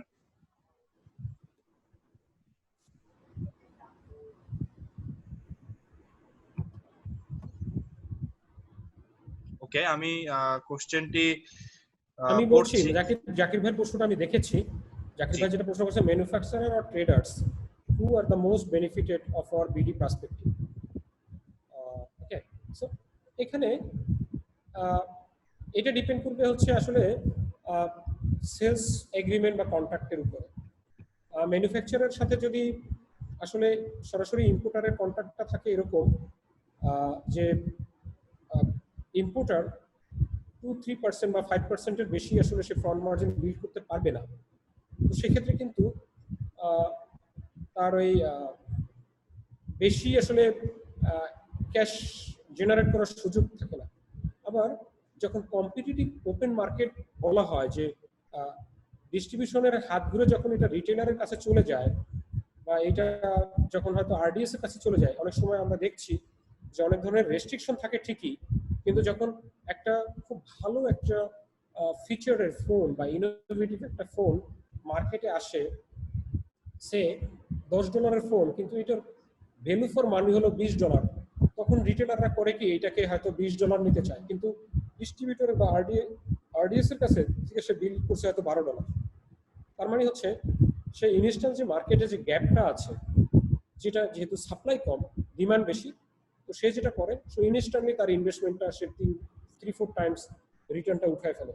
আবার যখন মার্কেটে সাপ্লাইটা অ্যাভেলেবেল হয়ে যায় তখন সে কি করে, তখন সে ওই ফিক্সড প্রাইসে চলে আসে। তার যে মানে ফিক্সড প্রাইস যেটা দেওয়া থাকে ম্যানুফ্যাকচারার বা ডিস্ট্রিবিউটরের কাছ থেকে, সেই প্রাইসে সে চলে আসে।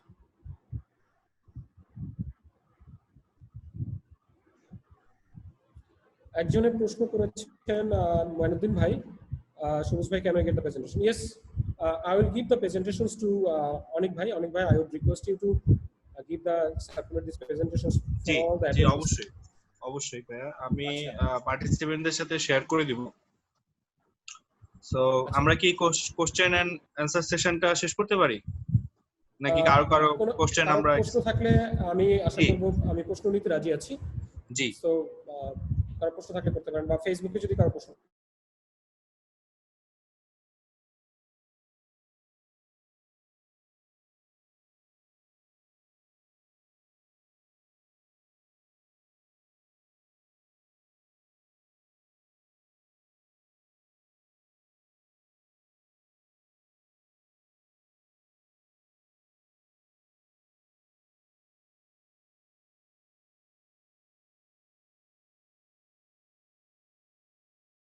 দেশে জুলাইতে XYZ একটা ব্রাঞ্চে লঞ্চ করবে। ইনিশিয়ালি তার যে ফিচার্স বা তার যে ইনোভেশন, সেটাতে যে প্ল্যান করলো যে 2000 পিস, প্রাইসিং হচ্ছে সে $300। তো সে যখন ইনিশিয়াল স্টেজে যখন সাপ্লায়ারদের কাছ থেকে নেবে, তখন কিন্তু সে খুব বেশি বেনিফিট পাবে না। প্রথম 2 মাস যখন সে মার্কেটে প্লেস করবে, প্লেস করার পরে যখন দেখা যাবে this is very highly demanding product, তখন যখন ভলিউম ডিমান্ড বা ফোরকাস্ট যখন বেড়ে যাবে ভেন্ডরের কাছে, তখন কিন্তু ভেন্ডর তাকে কনসেশন দেওয়া শুরু করবে। হ্যাঁ, তো প্রথম ভেন্ডরের কাছ থেকে তার হয়তো কম্পোনেন্ট কস্ট হচ্ছে $150, কিন্তু যখন প্রথম হচ্ছিল তার মিনিমাম অর্ডার কোয়ান্টিটি হচ্ছে হয়তো 2000, যখন সে মিনিমাম অর্ডার কোয়ান্টিটি 20,000 করে ফেললো, তখন কিন্তু তার কস্ট চলে গেল হয়তো $100, কিন্তু তার প্রাইস $200 হয়ে গেল। সেক্ষেত্রে যেটা হবে, সে হয়তো খুব হাইলি কোয়ান্টিটি সে প্রডিউস করবে, বাট এখানে একটা চ্যালেঞ্জ হচ্ছে টেক ডিভাইসে। যখন আপনি একটা প্রোডাক্ট মার্কেটে নিয়ে আসবেন, এইটা সাধারণত 2-3 মাসের পরে আপনি আর এটার যে নাম্বারের যে ফোরকাস্টটা, এটা আপনি ধরে রাখতে পারবেন না। কেন তুমি তো মুখ বুঝে বসেছিল না বেশি। কেন পারবেন না? আপনি যখনই মার্কেটে নিয়ে আসবেন, যখন একজন কম্পিটিটর দেখবে যে এটা ভালো চলে, তখন হবে কি আপনার প্রোডাক্টটা কপি হয়ে যাবে। আমরা এটাকে বলি কাউন্টারফিট। আপনারা দেখবেন মার্কেটে গেলে বসুন্ধরা বা ইস্টার্ন প্লাজায় দেখবেন নোকিয়ার মতো 3310 নোকিয়া বিক্রি হচ্ছে 4500 টাকায়, আপনি দেখবেন 1500 টাকায় 3310 ইস্টার্ন প্লাজায় অভাব নাই, সব Nokia. Right. This is called counterfeit. আমার মনে আছে এখনো, আমরা একটা লিগ্যাল লিটিগেশন কেসে আমরা জড়িয়েছিলাম যে এগুলোর বিরুদ্ধে আইনগত ব্যবস্থা নিতে গিয়ে, যে আমাদের দেশের মতো মার্কেট, যেখানে বাংলাদেশ বা সাউথ এশিয়ান মার্কেটে যেখানে আইনের কঠোর প্রয়োগ নাই, সেখানে এই ধরনের কেস কাণ্ড করে কোনো লাভ হয় না। কারণ কাউন্টারফিট গুলো আপনার মানে মার্কেট কেমন ভাবে দখল করে, এবং আমাদের যারা কাস্টমার আছে তারা যখন কম্পেয়ার করে যে 4500 আর 1500 টাকা, ডেফিনেটলি তারা চিন্তা করে যে একই তো জিনিস দেখতে সুন্দর, আমরা 3টা কিনবো, প্রতি 6 মাসে একটা করে কিনবো, 3টা কিনবো, তাতে আমার ওয়ান টাইম ক্যাশ আউটলে যেটা, সেটা কমে যাবে। থ্যাংক ইউ ভাইয়া। আরেকটা প্রশ্ন আমি দেখতে পাচ্ছি, আল মাহমুদ ভাই, I think local manufacturers are not investing enough to brand creations in advertisement branding, it is Vivo, Xiaomi, Walter. Okay, so এইটার একটা আসলে আল মাহমুদ ভাইয়ের এই প্রশ্নের উত্তর যদি দিতে চাই, সেটা হচ্ছে অনেস্টলি স্পিকিং, এইখানে লোকাল ব্র্যান্ডগুলোর আপনারা যদি দেখেন, আমি আসলে এটা একটু টাচ করেছিলাম আলট্রা লো কস্টে। আমি যেখানে বলেছিলাম যে $15 থেকে $30 আমরা কম্পিটিশন করছি লোকাল ব্র্যান্ড এবং ইন্টারন্যাশনাল ব্র্যান্ড। ইন্টারন্যাশনালের হলো ফিচার ফোন, লোকাল ব্র্যান্ডের হচ্ছে স্মার্টফোন। এখানে হয় কি, ভিভো, শাওমি, এদের না আসলে ওই $20, $25, $30 কোনো ফোন থাকে না। আবার ভিভো, শাওমি এদের কিন্তু আসলে $60-70 নিচে কোনো ফোনও নাই। তো যখন সিম্ফনি একটা $20 বা $25 বা ওয়ালটন একটা $30 ফোন নিয়ে আসে, তখন শাওমির ওই $70 ফোনের সাথে ওই ওয়ালটন আর হলো আপনার সিম্ফনি, ওইটার আসলে ব্র্যান্ডিং প্রপোজিশন বা ব্র্যান্ডিং পজিশনটা করতে এটা আসলে হয় না। কারণ হচ্ছে আপনি যখন ডিপ রুরালে যাবেন, $20 স্মার্টফোনটা কিন্তু অনেক বেশি মানে attractive to the rural consumers. সেখানে শাওমি, ভিভো হবে প্রাইস সেন্সিটিভ, অনেক বেশি হাইলি প্রাইসড, এবং সেক্ষেত্রে এই এত কম প্রাইসে ভেরি লো কস্টে এই প্রাইসিং করার পরে আসলে এটিএল এবং বিটিএল এ ফার্দার যে ক্যাম্পেইন করা, এইটা আসলে কোম্পানির সাস্টেইনেবিলিটির জন্য আসলে পারফেক্ট স্ট্র্যাটেজি হবে না, হয় না। Thank you, this is very good question. আর প্রশ্ন আছে? ভাই আমার একটা কোয়েশ্চেন ছিল। প্লিজ। হ্যাঁ ভাই আসসালামু আলাইকুম, আমি মিনাল বলছি।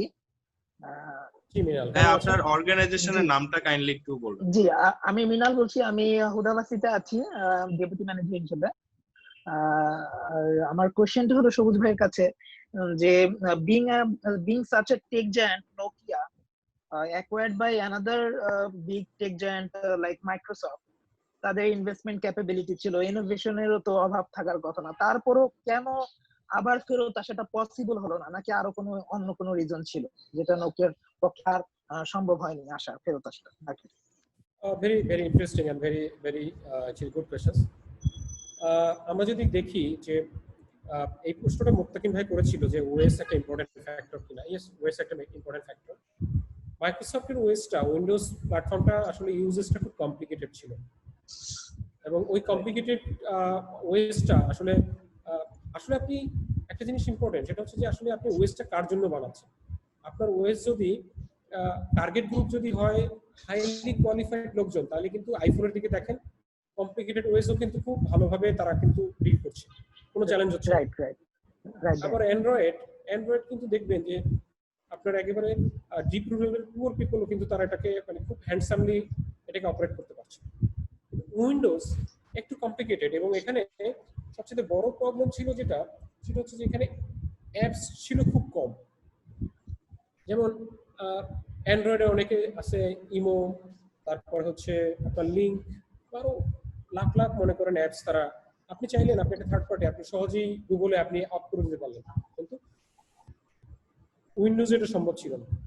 যার কারণে যেহেতু অ্যাপস ওএসটা যেহেতু ইউজার ফ্রেন্ডলি ছিল না, যার কারণে আপনার ওই ডাইনামিক যে মার্কেট রোল আউট সেটা ছিল না। এটা নাম্বার ওয়ান।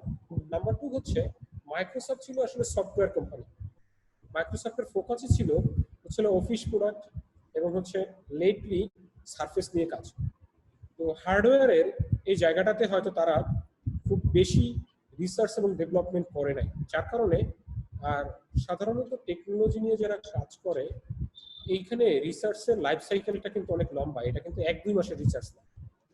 মার্কেট রিসার্চ করতে হলে ডেমোগ্রাফিক রিসার্চ থাকতে হবে, তারপরে কনজিউমারের স্পেন্ডিং প্যাটার্ন দেখতে হয়, তারপরে অপারেটরের প্লেসমেন্ট প্যাটার্ন দেখতে হয়, বান্ডেল অফার দেখতে হয়, ডিস্ট্রিবিউশন মোডালিটি দেখতে হয়। এই জায়গাগুলো যখন আসলে নিরবিচ্ছিন্নভাবে বা ডিপ অ্যানালাইসিস হয় নাই, তখন মাইক্রোসফট যেটা চিন্তা করেছে সেটা হচ্ছে যে সে $8.2 বিলিয়ন দিয়ে আসলে নোকিয়াকে কিনেছিল, কিন্তু মাইক্রোসফট এটাকে বিক্রি করেছে $350 মিলিয়ন। $250 মিলিয়ন হলো আপনার বিজনেস সেল, আর $100 মিলিয়ন হচ্ছে ফ্যাক্টরি সেল। তার মানে আমি যদি বলি সে $7.9 বিলিয়ন সে রাইট আপ করেছে তার ব্যালেন্স শিটে, এবং এটা হচ্ছে মাইক্রোসফটের সবচেয়ে বড় রাইট আপ ইন 2016। তো সোজা কথা হচ্ছে আসলে বলা যায় যে ওএসটা ফ্রেন্ডলি ছিল না, তারপরে ল্যাক অফ ফোকাস ছিল মাইক্রোসফটের, আর আপনার সেই যে নোকিয়ার মতো যে ক্যাপাবিলিটি আপনার সিম্বিয়ান সময়টাতে 2003, 4, 5, 6 ওই সময়ের মতো আসলে সেই ড্রাইভিং এফিসিয়েন্সি ছিল না, যার কারণেই আসলে এই সিচুয়েশনে পড়তে হয়েছে। জি জি, তাহলে ভাই আমরা ধরে নিতে পারি যে ইনভেস্টমেন্ট ইনোভেশনের পরেও কনভেনিয়েন্সটা বড় একটা জিনিস। অফকোর্স, এবং এখানে টেকনোলজিতে হয় কি, টেকনোলজিতে আপনি আজকে হয়তো গুগল খুব ভালো করছে, আমি অবাক হব না যদি দেখি 2022 গিয়া গুগল আরেকটা ইয়াহুর মতো হয়ে গেছে।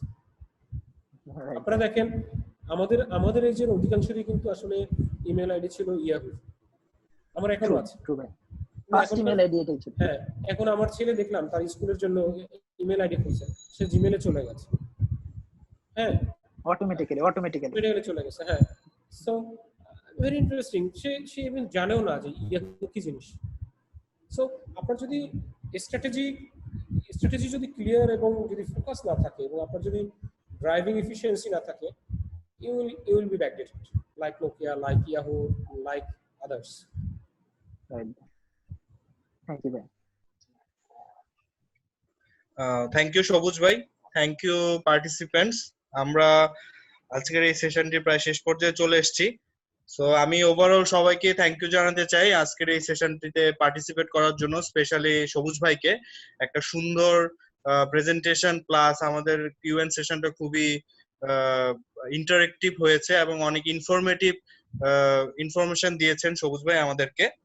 সো আমাদের এই প্রাইসিং ওয়েবিনারটি আজকেই শেষ নয়, আমরা ভবিষ্যতে আরো চেষ্টা করব এবং আরো বিভিন্ন ইন্ডাস্ট্রির প্রাইসিং স্ট্র্যাটেজি নিয়ে কাজ করার চেষ্টা করছি। সো আমাদের সাথে থাকবেন। এবং আমাদের দুইটা ওয়েবসাইট আছে, যেটা আমরা আগেও বলেছি, www.enroot.com.bd, এটা আমাদের অর্গানাইজেশনের মেইন ওয়েবসাইট, এবং আমাদের যে ই লার্নিং সাইটটি আছে www.sudaksho.com, ওখানেও আপনারা ভিজিট করবেন আশা করছি। আমাদেরকে সোশ্যাল মিডিয়াতে আপনারা ফেসবুকে পাবেন। ফেসবুকে আমাদের যেটা mother organisation Enroute centre for development, ওইটার একটা পেজও আছে, আবার সুদক্ষের পেজটাও আপনারা পাবেন ফেসবুকে। আমাদের এই দুইটা পেজ থেকে আমরা বিভিন্ন ধরনের এডুকেটিভ কন্টেন্ট আমরা পাবলিশ করে থাকি, লাইক বিভিন্ন আর্টিকেল বা বিভিন্ন রিসার্চ পেপারের ইনফরমেশন, বিভিন্ন ধরনের ই লার্নিং কোর্সেস এর ইনফরমেশন। সো আপনারা কাইন্ডলি ভিজিট করবেন আমরা আশা করছি। আমরা লিংকডইনেও আছি। জি ভাই, আপনার অনুভূতি নিয়ে আমি সবাইকে ধন্যবাদ জানাতে চাই। আমি আসলে আমার এই অ্যাটেন্ডেন্স লিস্ট দেখতে পাচ্ছি, আমার মেন্টর জনাব মঞ্জুরুল হাসান স্যার এখানে জয়েন করেছেন। So I am glad to actually see him in this actually forum. সত্যি কথা বলতে কি, মানে this is my first actually webinar. আমি যখন স্যারকে দেখলাম আমি এই ওয়েবিনারে, আই ফিল প্রাউড যে আসলে আমার এই ক্ষুদ্র প্রয়াস সার্থক হয়েছে। অনেক সিনিয়র ফেলোদেরকেও দেখলাম ফেসবুক এবং আপনার জুমে পার্টিসিপেট করেছে। সবাইকে অনেক ধন্যবাদ জানাচ্ছি। আমি জানি না আমার প্রেজেন্টেশন কতটুকু ভালো ছিল, আমি আমার আসলে আন্ডারস্ট্যান্ডিং থেকে এটা বানানোর চেষ্টা করেছি, বাট আপনাদের উপস্থিতি প্রমাণ করে যে আসলে আমার যে এফোর্টটা আমি দিয়েছি এটা সার্থক হয়েছে। I'm glad to have you in this session. Thank you so much. আর আমি আশা করব আপনি সবাইকে আমার প্রেজেন্টেশনটা আমি করে দিচ্ছি, সবাইকে আপনি পাঠিয়ে দিবেন পার্টিসিপেন্ট। জি সবুজ ভাই, এটা আমাদের পক্ষ থেকে সবাইকে পাঠানো হয়। লাস্ট সেশনেরটা একটু টেকনিক্যাল এরর কারণে আমাদের পাঠানো হয়নি, বাট আমরা নতুন অ্যানাউন্সমেন্ট দিয়ে সবাইকে আমরা প্রেজেন্টেশনটা অ্যাক্সেস দিব। সো আমি যেটা বলছিলাম যে আমাদের সোশ্যাল নেটওয়ার্কিং সাইটে আমরা ফেসবুক, লিংকডইনেও আছি, এবং যারা আমাদেরকে ইউটিউবে ফলো করতে চান, আমরা ইউটিউবেও আছি। আমাদের ইউটিউবে চ্যানেলটির নাম হচ্ছে সুদক্ষ, যেখানে আমাদের এখন পর্যন্ত যতগুলো এপিসোড হয়েছে টক্সের সুদক্ষের ব্যানারে সবগুলো আপনারা পাবেন, including the recent one. So আমরা আশা করছি আমাদের এই ইউটিউব চ্যানেলটি আপনারা ভিজিট করার অনেক উপকৃত হবেন। এন্ড সর্বোপরি থ্যাংক ইউ সো মাচ। আপনারা অনেক আজকে একটা বিজি ডে এর পরেও আমাদের ওয়েবিনার সেশনটি আপনারা অ্যাটেন্ড করেছেন, এবং সবুজ ভাইকে তো অবশ্যই আমি ধন্যবাদ বারবার দিব, কারণ সবুজ ভাই এত ব্যস্ততার মাঝখানেও আজকে এই সেশনটি আমাদেরকে ফ্যাসিলিটেট করেছেন। সো থ্যাংক ইউ সবুজ ভাই, এন্ড থ্যাংক ইউ এভরিওয়ান। আমরা আশা করছি আমাদের নেক্সট যে সেশনটি হবে প্রাইসিং ওয়েবিনার নিয়ে, ওইখানে আমাদের সবার সাথে দেখা হচ্ছে। Thank you. See you again. Thank you everyone. Good night. Good night.